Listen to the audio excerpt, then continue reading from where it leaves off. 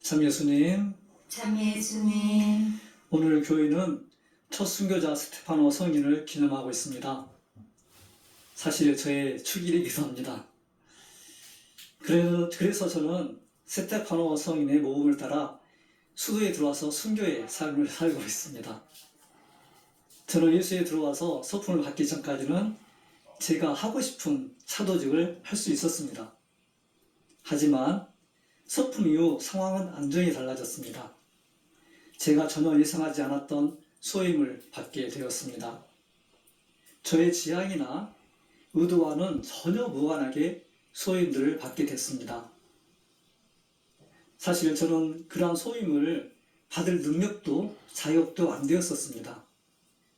그래서 저는 이렇게 전혀 뜻밖의 소임을 받을 때마다 이건 뭐지? 아직 능력이 안 되는데? 아직 자격이 안 되는데? 그렇게 질문을 던지곤 했었습니다. 그런데 아기 예수님이 성전에 봉헌되는 모습을 기도하게 됐습니다. 아기 예수님은 아무런 능력도 지혜도 힘도 없는 나약한 존재로 태어나셨고 하나님께 자신을 봉헌하셨습니다. 아기 예수님의 봉헌은 참된 봉헌의 모습을 보여주셨습니다. 저는 파견될 때마다 기도를 하며 하나님의 뜻을 여쭈어보곤 하였습니다. 기도를 하다 보면 자연스럽게 내적인 자유와 평화를 느낄 수 있었습니다. 그래서 자연스럽게 저의 의지를 내려놓고 저의 뜻을 내려놓게 되었습니다. 그래서 파견 자리에서 기쁘게 살아갈 수 있었습니다. 순교는 억지로 마지못해 받아들이는 것이 아니라 하나님에 대한 사랑으로 기쁘게 받아들이는 것이라는 것을 그때 알 수 있었습니다. 하느님은 저에게 위대하고 엄청나게 큰 일을 해주기를 바라시는 것이 아니라 그냥 저의 모습 그대로 살아주기를 바라셨다는 생각이 들었습니다. 저의 시간이 아니라 당신의 시간을 살아갈 수 있도록 초대하셨다는 생각이 듭니다. 그리고 저의 능력이 아니라 당신의 능력을 드러내기를 바라셨다는 생각이 듭니다. 오늘 저희는 스테파노 성인의 축일을 보내고 있습니다. 스테파노 성인은 성령으로 충만하였다고 전하고 있습니다. 그는 하나님의 영광과 하나님 오른쪽에 서 계신 예수님을 볼 수 있었습니다. 그래서 저는 그는 보십시오. 하늘이 열려 있고 사람의 아들이 하나님 오른쪽에 서 계신 것이 보입니다. 하고 증언합니다. 그는 죽음의 순간에도 예수님이 누구신지 증거하셨던 것입니다. 그의 말을 듣고 있던 군중들은 그를 성 밖으로 몰아내고서는 그에게 돌을 던졌습니다. 그는 성령으로 충만하기 때문에 죽음도 두려워하지 않게 되었습니다. 그리고 스테파노 성인은 돌을 맞아 돌아가시면서도 눈은 하느님을 바라보고 계셨습니다.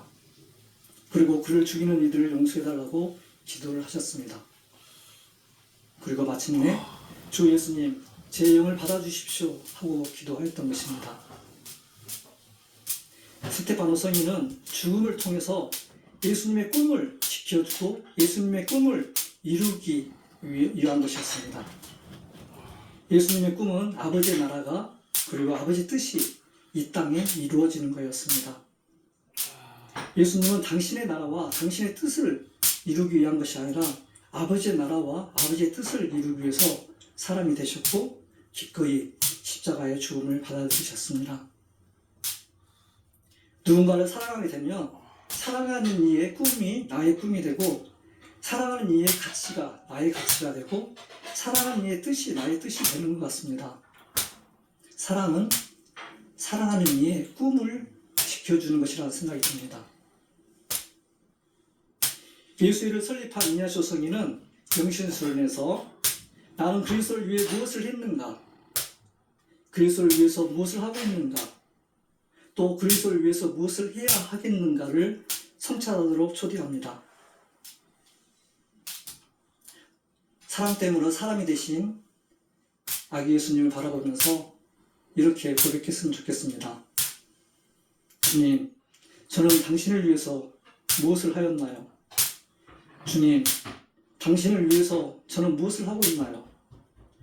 또 주님, 당신을 위해서 무엇을 해야 할까요?